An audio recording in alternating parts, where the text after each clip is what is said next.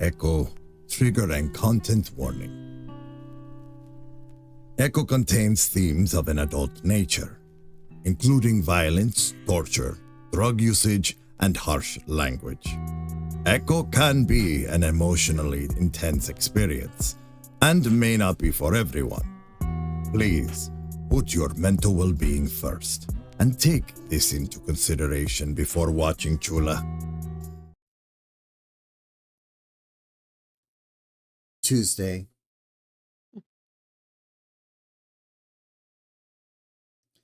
Turns out it was a good idea to hang out with Carl today. After texting back and forth with Leo, I learned that he's actually planning a birthday party for the Ram. It's a little weird since Carl's birthday isn't for another month, but I guess it's just an excuse to have a party. Leo tells me to keep Carl distracted for the day while they go shopping for decorations and gifts. He also tells me that he'll get my gift for Carl, which is fine with me. TJ's pretty bummed though, considering it throws off his hiking plans. But Jenna promises him they'll at least hike half the trail. I want to talk to him, but he's acting pretty cold towards me, probably because I'm bailing on my promise to go with him. I drive to Carl's house because I'm pretty far separated from the rest of Echo, up against the foothills of the Casa Demonio mountain range.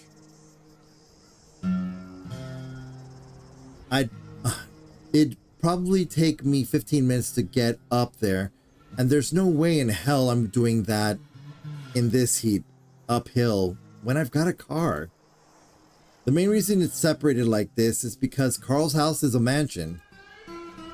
Carl's family is loaded, a legacy that followed them ever since Carl's great whatever struck it rich over 100 years ago.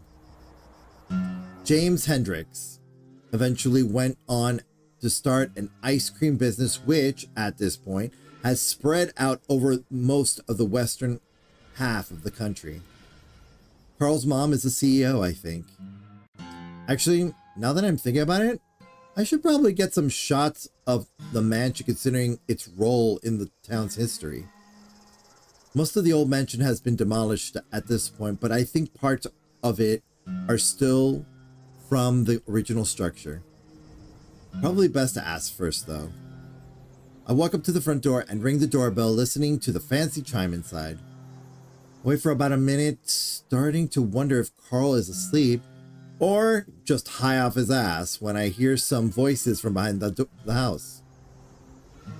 I'm definitely recognizing the crackling timbre of Carl's voice along with the high tenor of Flynn's. Oh, fuck.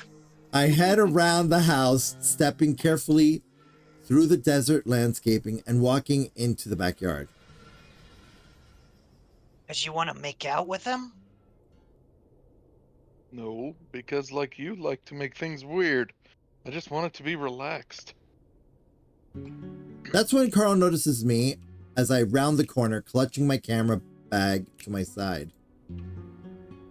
He's leaning over a bush with a giant set of clippers while Flynn lounges up against the wall watching him. Whoa, Chase. Carl's ears perk and he grins. Sorry, Flynn. Carl rolls his big head at the lizard. Was supposed to be watching for you. Flynn doesn't look at me right away, instead choosing to pull up the toothpick he's chewing on out of his muzzle to look at it. He's still embarrassed about yesterday. Good. That's all right. Wasn't hard to hear you guys from the front. Yeah, just doing some yard work, obviously. He rubs behind his head. Promised my parents I'd get this done before they got back. Carl starts snipping at the bush again. He's unusually sharp right now. I'm guessing because he hadn't had anything to smoke. Either way, it's jarring to see him so animated. Well, looks like you're doing a good job. Oh, he's only moving this fast because he wants to hang out with you, Chase. Even though the sentence is technically being said to me, I feel like Flynn's directing it at Carl. Carl furrows his brow. Chase, you can go inside if you want. The back is open. I think that's a good idea because it's clear now that I've walked in on an argument. You should have seen him a few minutes ago. It was like he had a girlfriend coming over. Carl sighs loudly and his snips start to get a bit more violent. No, I'm just glad to have some company that isn't you, Flynn. But Flynn looks annoyed, and that annoys me. He really didn't have the right to be frustrated with anyone after yesterday.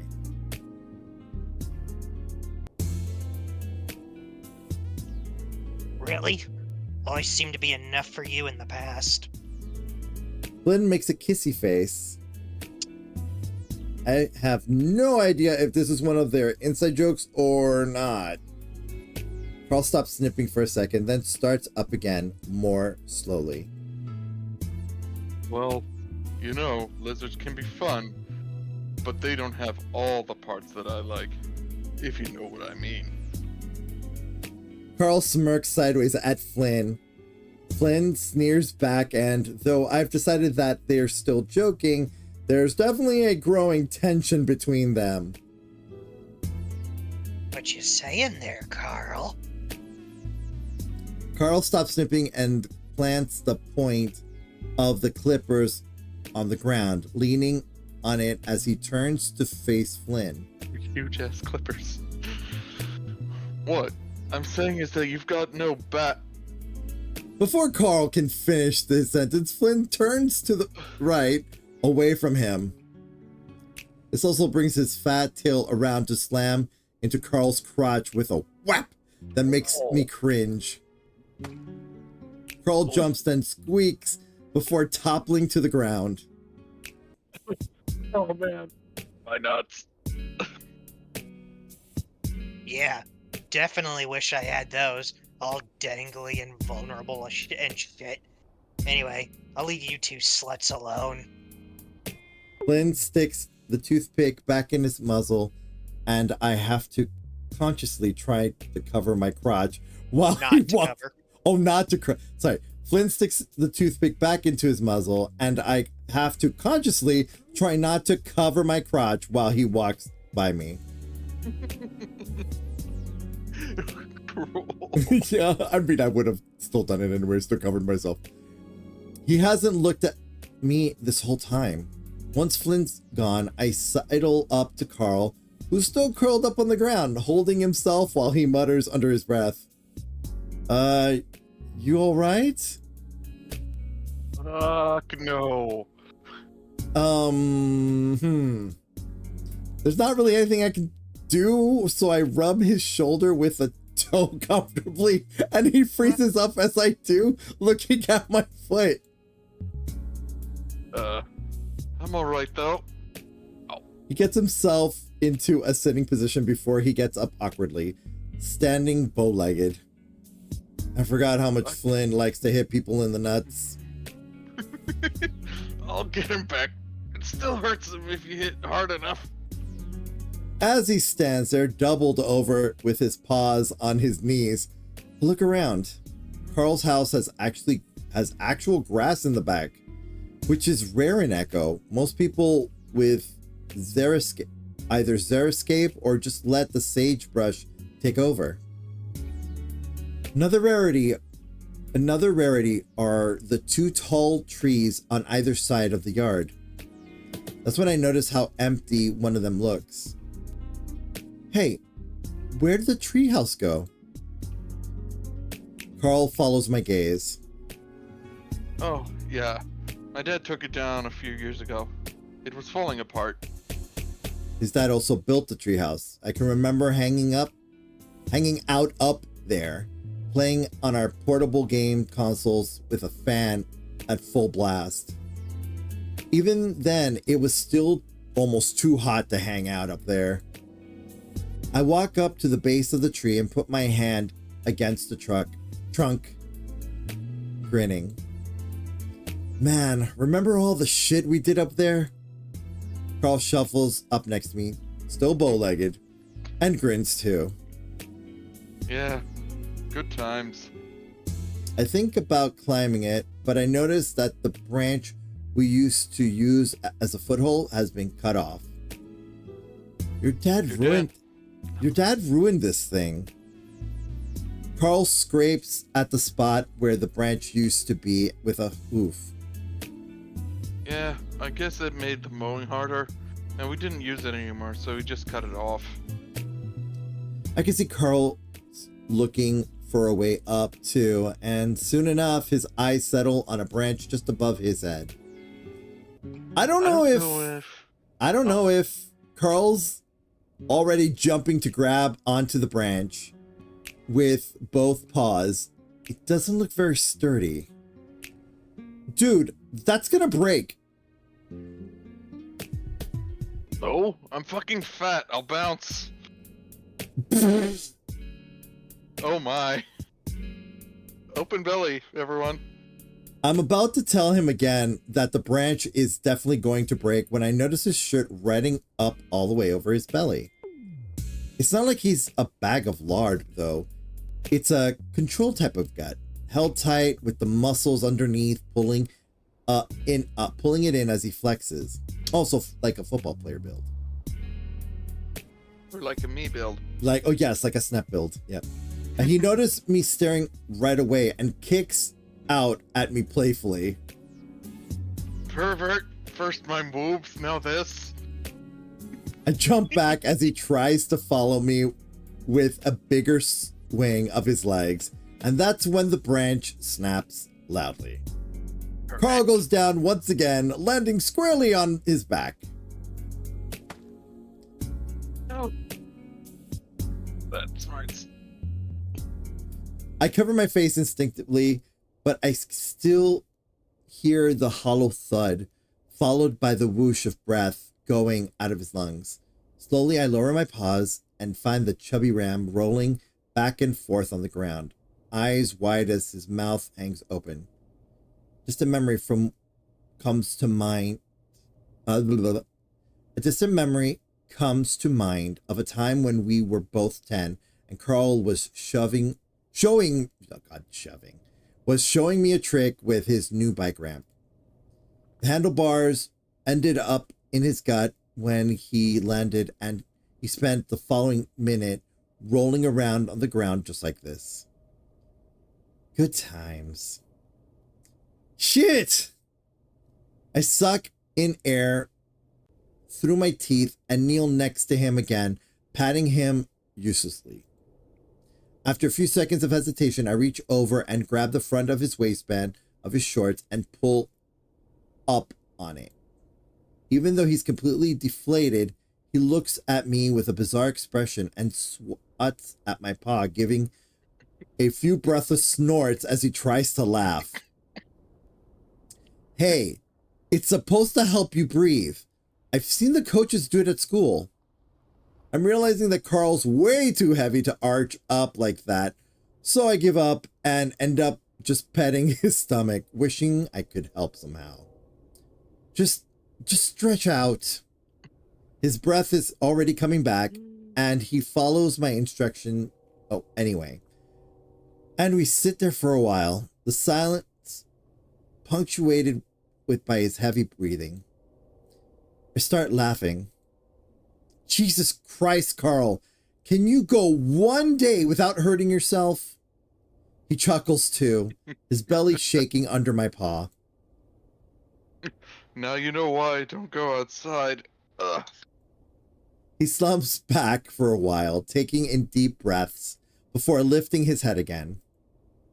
He looks down his chest at my paw and grins. Seems like you can't keep your paws off me, though. I move my paw, letting him pull down his shirt as he grunts and sits up.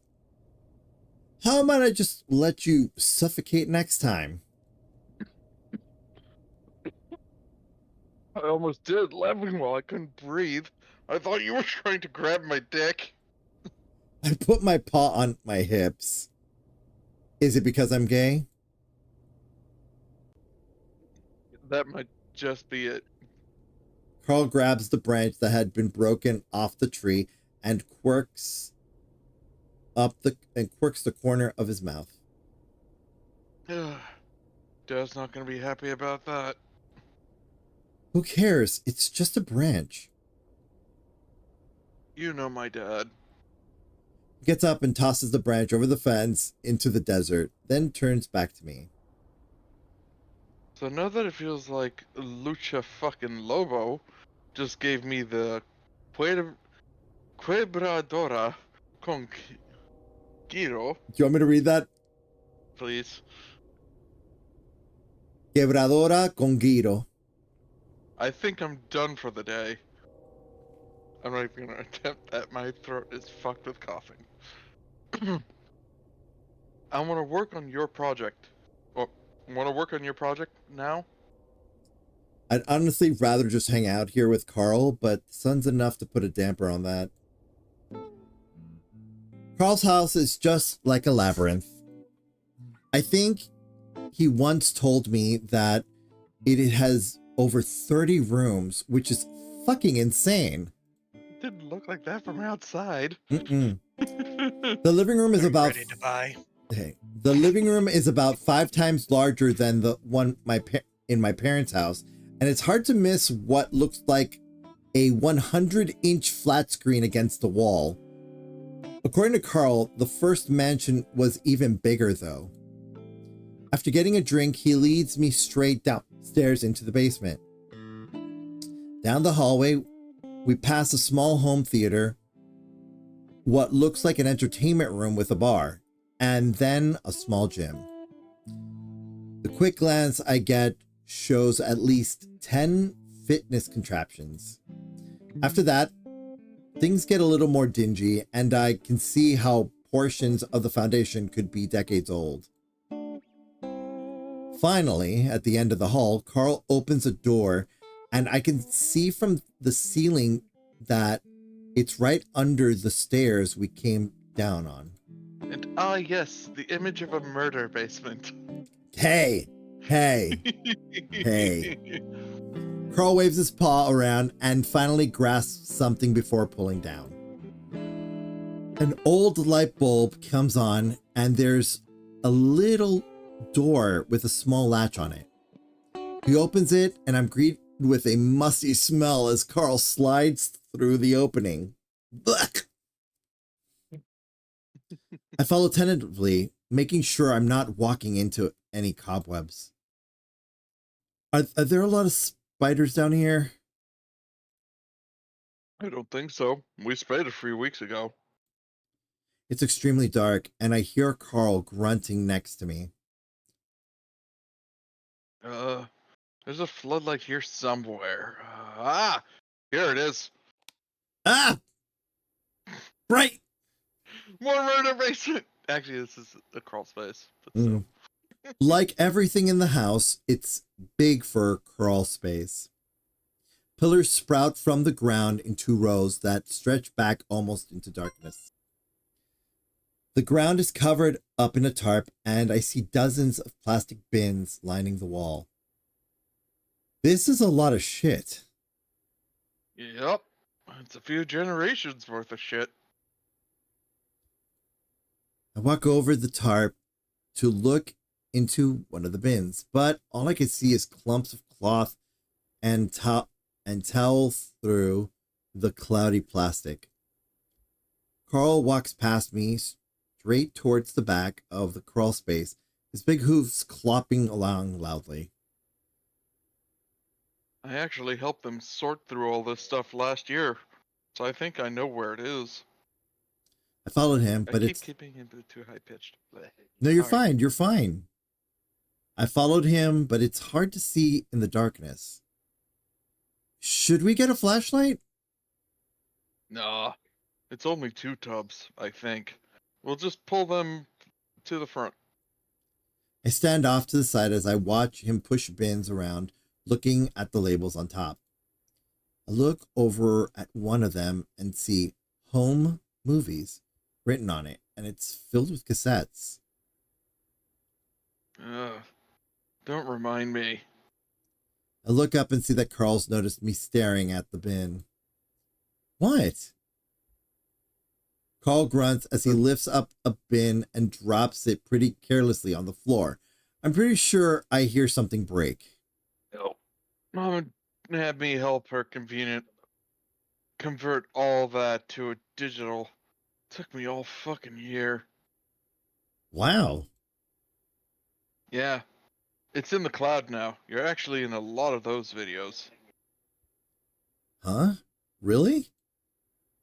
Yeah. Birthday parties and shit. Of course I would be. Carl's dad practically had a video camera glued to his eye back in the day. That sounds like my dad.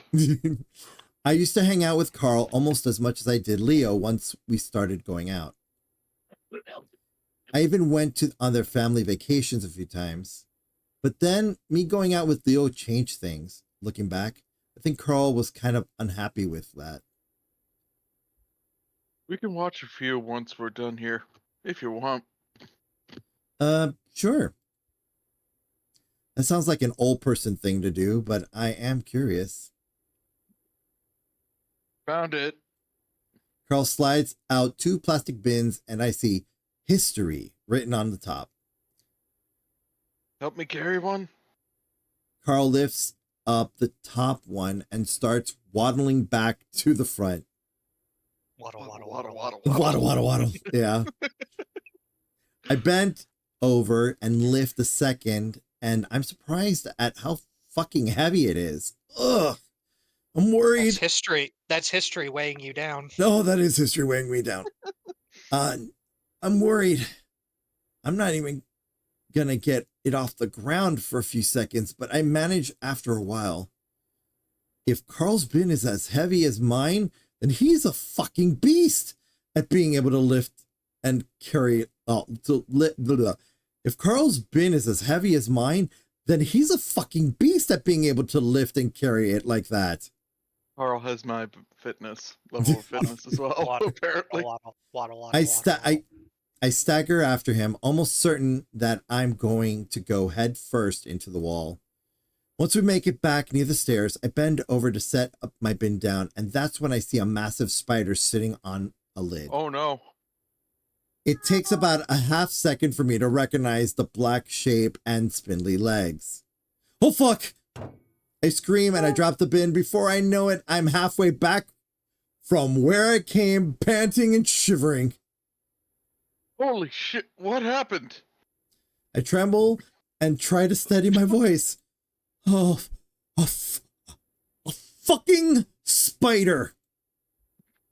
What? You're really still scared of those? Man, for a second I thought my sister came home and then got murdered.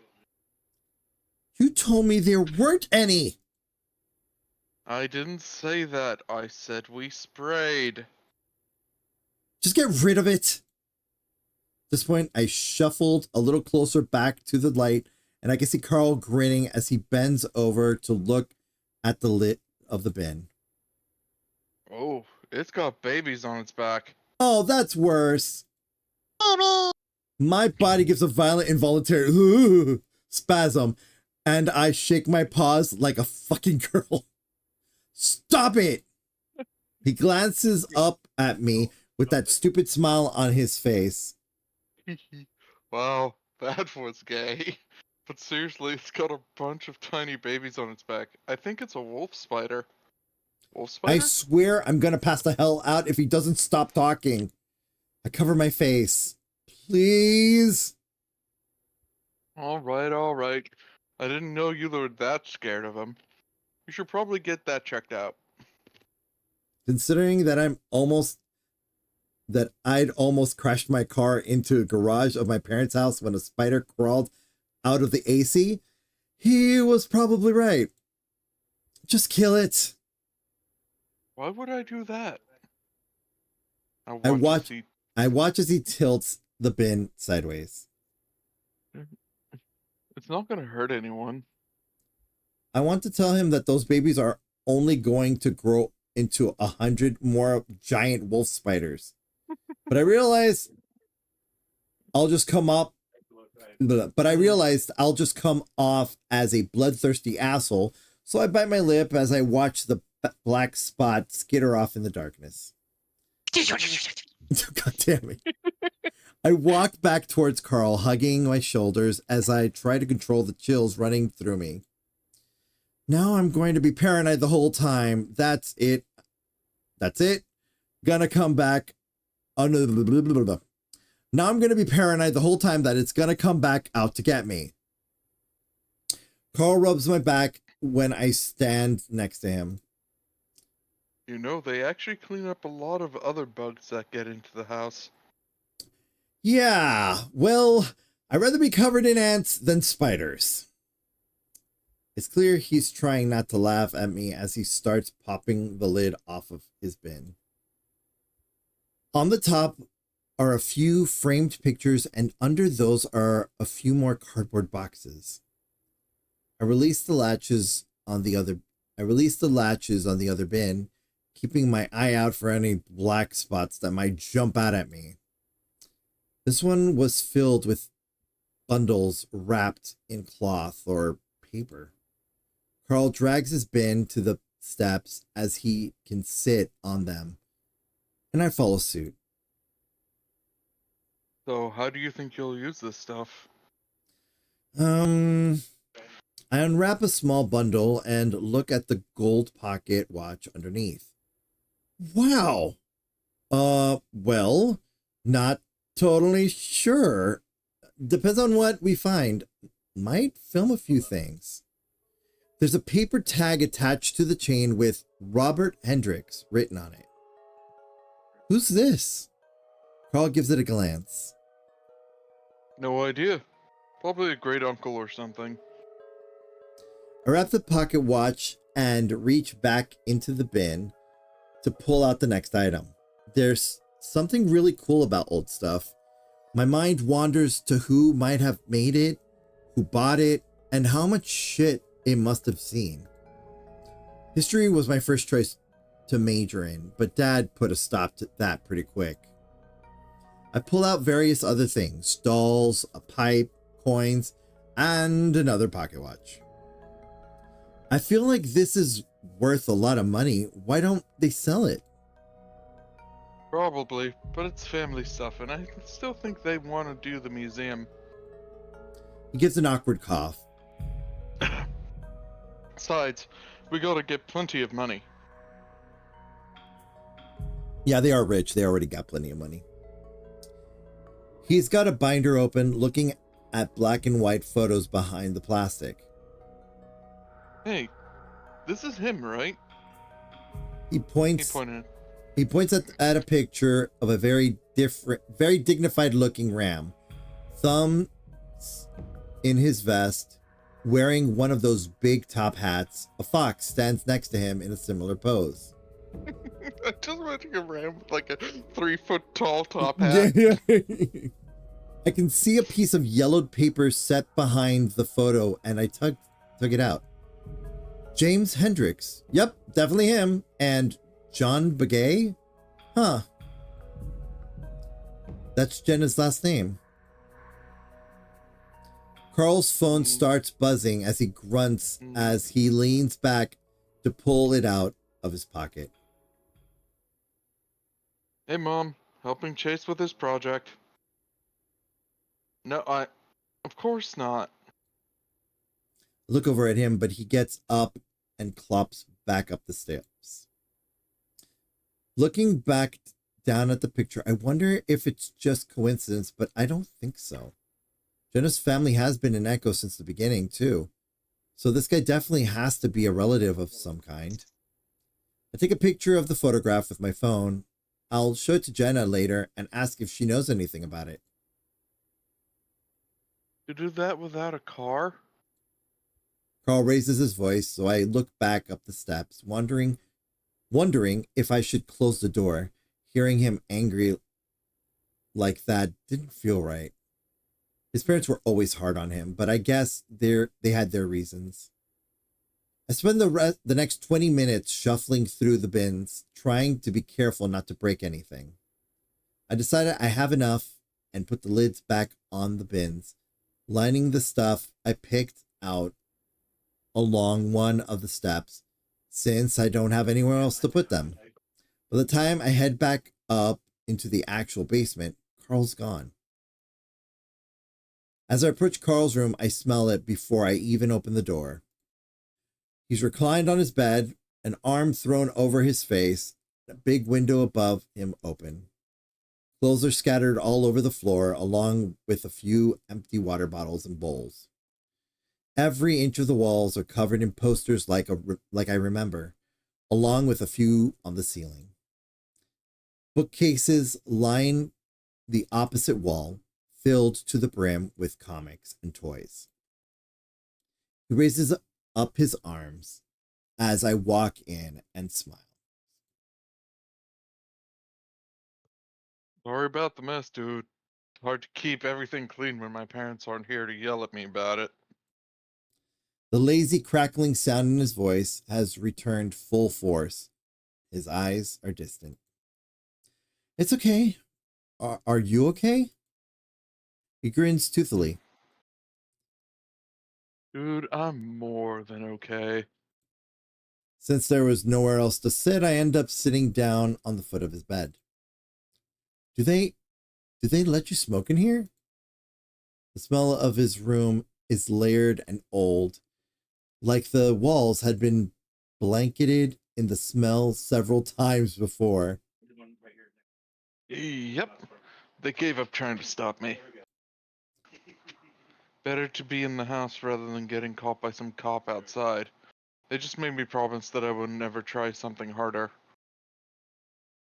Good thing they don't know I've already tried dick. I get it. I get the joke. I get the joke. He put a lot of emphasis on the K, as the bad joke seems to just dribble out of his muzzle. I lean back on the bed, and that's when I notice his flat screen, just a 48-inch, is on a list of video files displayed on it. What you doing? Oh, no, sorry. What you watching? Oh. Carl grunts as he sits up and reaches for a game controller. Our old home movies. Was gonna show you some of them. How about a birthday? Sure. He scrolls down the list, then stops when Carl's 8th is highlighted and presses play. The backyard I was in an hour earlier pops up on the screen. Now a long table sits in the middle of the lawn, along with a massive bounce house. Oh, loud music. Yeah, I know. And not just any bounce house, but a giant 2-story one you would find at the state fair. A video is timestamped April 19th, 2002.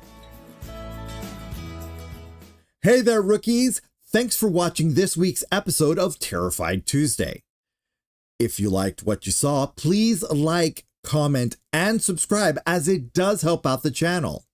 To catch up on previous episodes on this series, please check out the playlist over here, or to watch the previous episode by clicking over here. And remember that today's adventure may have ended, but your story continues. Until next time.